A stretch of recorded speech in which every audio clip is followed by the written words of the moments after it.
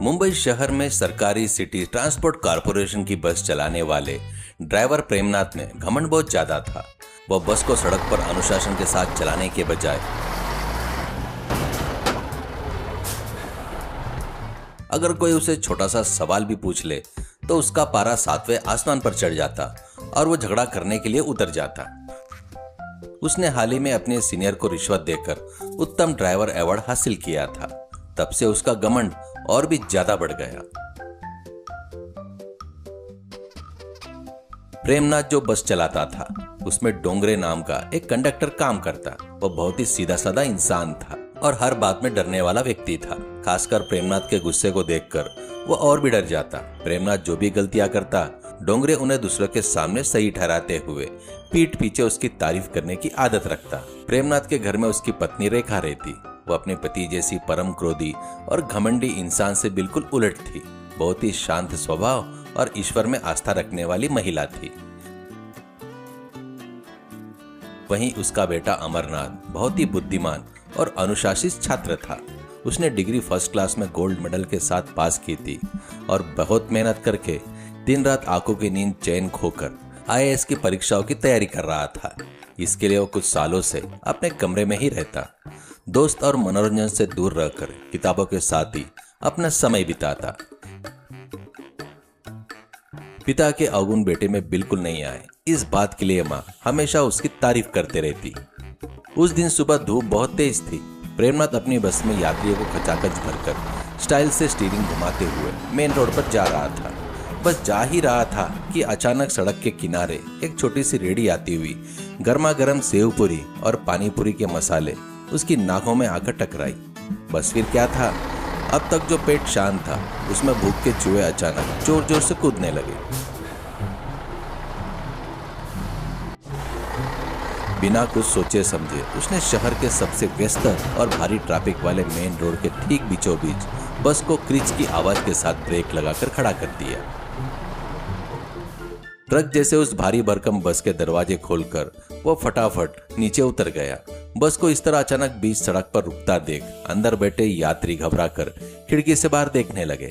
अरे भाई ड्राइवर साहब, यह कौन सा तरीका है? बस स्टैंड आने से पहले ही सिग्नल ग्रीन होने के बावजूद भी आपने बस को सड़क के बीच में इस तरह आड़ा क्यों रोक दिया? हमें ऑफिस के लिए देरी हो रही है, बॉस डांटेंगे। अरे कौन है रे तू, वहाँ पीछे की सीट पर बैठकर बकबक करने वाला? मेरे पेट में भूख की आग जल रही है और तुझे अपने ऑफिस के बॉस की पड़ी है। मैं कोई आम ड्राइवर नहीं हूँ, उत्तम ड्राइवर अवार्ड जीतने वाला विजेता हूँ। मेरी मर्जी जहाँ होगी, जब मुझे भूख लगी मैं गाड़ी रोकूंगा। मैं तो जाकर सेव पूरी खाऊंगा। अगर इतनी ही जल्दी है तो बस से उतरो और पैदल चले जाओ। किसने रोका है तुम्हें? इस तरह घमंड से जवाब देकर वो सड़क किनारे उस चाट की रेडी के पास गया। उसके उस भारी बस को सड़क के बीचों बीच आड़ा कर देने की वजह से पीछे आ रहे वाहनों से एक भी वाहन आगे नहीं बढ़ पा रहा था और पूरी तरह सड़क ब्लॉक हो गई। 1 मिनट, 5 मिनट, 10 मिनट, देखते ही देखते पूरे 20 मिनट का भारी ट्रैफिक जाम लग गया।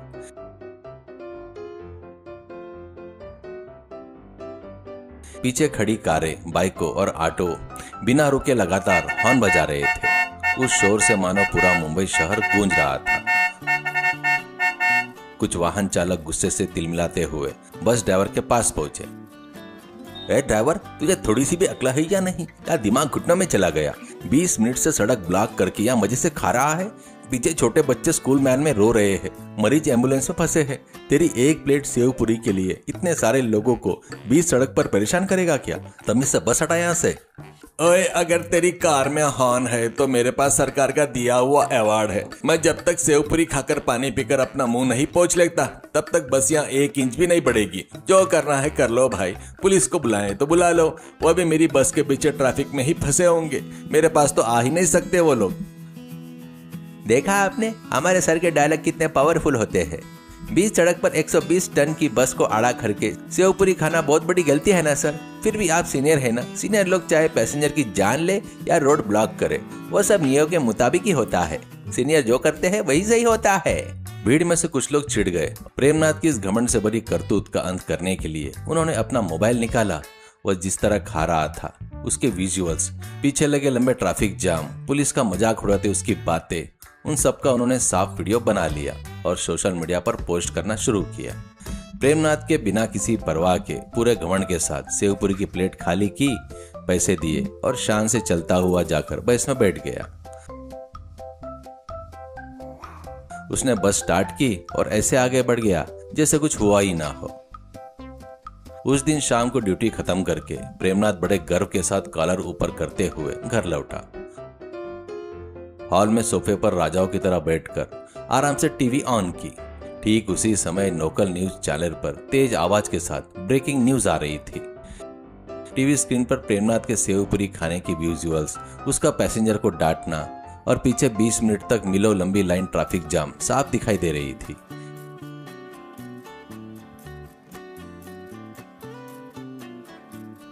मुंबई शहर में गैर जिम्मेदार और घमंडी उत्तम ड्राइवर की करतूत। सिर्फ सेवपुरी खाने के लिए 20 मिनट तक बीच सड़क को ठप करने वाला ड्राइवर प्रेमनाथ। यह वीडियो सोशल मीडिया पर तेजी से वायरल होने के बाद परिवहन विभाग के उच्च अधिकारी ने सख्त कदम उठाया है। प्रेमनाथ को नौकरी से तत्काल प्रभाव से बर्खास्त करने का आदेश जारी कर दिया है। इतना ही नहीं, उसे दिया गया उत्तम ड्राइवर अवार्ड भी वापस लेने का ऐलान किया गया। यह सुनते ही प्रेमनाथ के हाथ से टीवी का रिमोट अचानक नीचे गिर गया। उसके अंदर का सारा घमंड और गुरूर एक पल में हवा हो गया। हे भगवान, मेरी नौकरी चली गई, मेरी जिंदगी सड़क पर आ गई, मेरा अवार्ड भी चले गया। वह सिर पर दोनों हाथ रखकर सोफे पर ढह गया। उसी समय उसकी पत्नी रेखा अंदर कमरे से आंखों में आंसू लिए रोते हुए हॉल में आई। उसके पीछे उसका बेटा अमरनाथ भी सिर झुकाए आंखों में आंसू भरे अंदर आया। उसके हाथ में कई समय से जान से भी ज्यादा प्यारा संभाल कर रखा हुआ IAS का हॉल टिकट था, जो पूरी तरह मुड़ चुका था और आंसुओं से भीगा था। रेखा, क्या हुआ? अमर क्यों रो रहा है? वो तो हमेशा कमरे में दिन रात पढ़ाई करता है ना। क्या हुआ अमर? और आपकी आंखें कब खुलेगी जी? आज आपके बेटे की जिंदगी और भविष्य का फैसला करने वाला IAS प्रीलिम्स का एग्जाम था। वो परीक्षा देने गया था, लेकिन वह परीक्षा दे नहीं पाया। बिना परीक्षा दिए घर लौट आया। प्रेमनाथ सिर पकड़कर, क्या IAS की परीक्षा थी? अमर ने परीक्षा क्यों नहीं दी? वो तो इतनी अच्छी तैयारी कर रहा था ना, क्लास में फर्स्ट आता था ना, क्यों नहीं दी परीक्षा? मैं परीक्षा के समय से बहुत पहले ही ऑटो लेकर खुशी खुशी निकला था पापा। 9 बजे तक मुझे एग्जाम सेंटर में पहुंचना था। 1 मिनट भी देरी होने पर UPSC के अधिकारी गेट बंद कर देते हैं, लेकिन मेरा ऑटो मेन रोड पर एक बहुत बड़े ट्रैफिक जाम में फंस गया था। 20 मिनट तक उस ट्रैफिक में एक भी गाड़ी आगे नहीं बढ़ी। मैं ऑटो से उतरा, अपना बैग पकड़कर जान हथेली पर रखकर दौड़ता हुआ गया, लेकिन जब तक मैं वहां पहुंचा एग्जाम सेंटर के गेट बंद हो चुके थे पापा। 1 मिनट की देरी होने पर भी UPSC के अधिकारी अंदर जाने देने से साफ मना कर दे रहे थे। मेरे जीवन का लक्ष्य, मेरी 2 साल की दिन रात की मेहनत, मेरे आंसू सब उस 20 मिनट के ट्रैफिक जाम में पूरी तरह बर्बाद हो गए पापा। मैं IAS नहीं बन पाया पापा। अमरनाथ की बातें सुनकर प्रेमनाथ के सीने पर मानो किसी ने अंगारे रख दिए हो या खंजर घोंप दिया। उसे एहसास हुआ कि सिर्फ एक प्लेट सेव पूरी खाने की वजह से, उसकी सनक और घमंड और अहंकार के कारण 20 सड़क पर रोकी गई 20 मिनट की बस ने न उसकी नौकरी छीन ली, बल्कि उसके अपने बेटे के जीवन के लक्ष्य, उसके भविष्य और उसके सपने को हमेशा के लिए तबाह कर दिया। उसकी की हुई गलती उसके सामने एक बड़े पाप और राक्षस की तरह आकर खड़ी हो गई। प्रेमनाथ रोते हुए बेटे का हाथ पकड़कर, अमर मुझे माफ कर दे बेटा। उस दिन सड़क पर बस आड़ा खड़ी करके और भयानक ट्रैफिक जाम करके तेरी मेहनत और तेरे सपने को बर्बाद करने वाला दुष्ट घमंडी और कोई नहीं, तेरा ये पापी बाप है रे बेटा। मेरा घमंड और मेरी स्वार्थ ने मेरे बेटे की जिंदगी की बलि ले ली। मैं बाप कहलाने के लायक नहीं हूँ, पापी हूँ, मुझे माफ कर दे बेटा। वह अपना सिर और छाती पीट पीट कर जोर जोर से रोने लगा।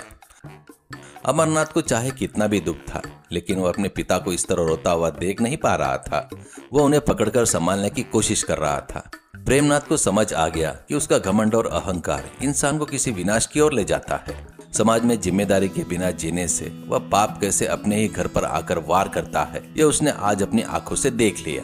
सीख, हमारा अहंकार, गैर जिम्मेदारी और स्वार्थ, इनकी वजह से की गई हमारी एक छोटी सी गलती भी दूसरे के और खासकर हमारे परिवार के जीवन को कितने बड़े संकट और नुकसान में डालती है, इसका अंदाजा हम नहीं लगा सकते। समाज में जिम्मेदारी और विनम्रता के साथ रहना ही हमारे और हमारे अपनों के लिए सच्ची सुरक्षा है।